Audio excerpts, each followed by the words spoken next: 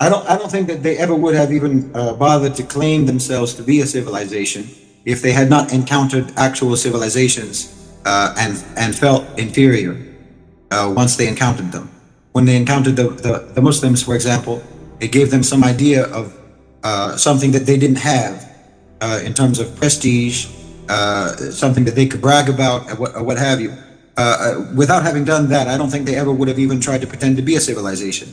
The only thing that they were ever interested in was accumulation, and they think that it makes them great and makes them powerful and makes them important.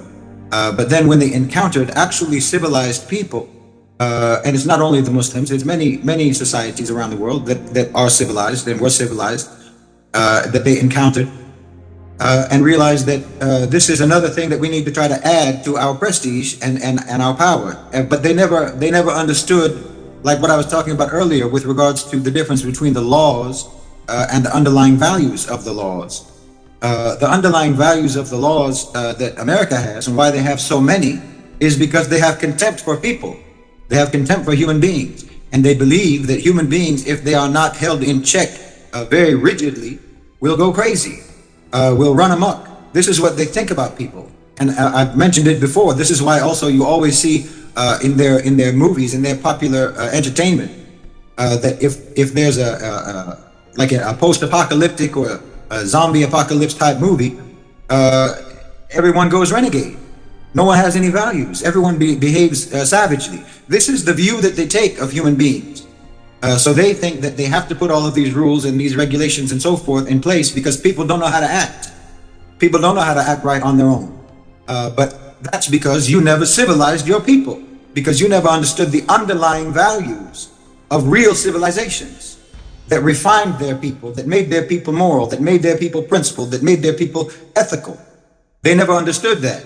They just thought that they wanted the prestige that these other civilizations, like the Muslim civilization, had. And so they learned the language only.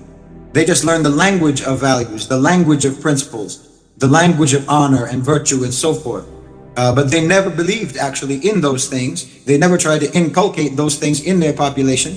And they, as I say, they view their own population with absolute contempt. And they believe the way Iblis believes about human beings, that we're no good, that we can never be good, and that we deserve to be debased and degraded and controlled and dominated as much as possible. This is the view that they take of their own people, and they never thought that it's even possible to civilize them, and so they never even tried. And so all they did was try to come up with a new definition, and this is what I get in the comments section all the time. They try to come up with a new definition of what a civilization is, and it basically means that it has nice stuff. That's the definition of a civilized country or a so-called civilization, that they have fancy technology, that they have big buildings, and this and that. They have, all of these material things is what makes you a civilization. Not that your people are civilized. They play with language. They have to redefine things to show their absolute, abject, abysmal failure as a so-called civilization.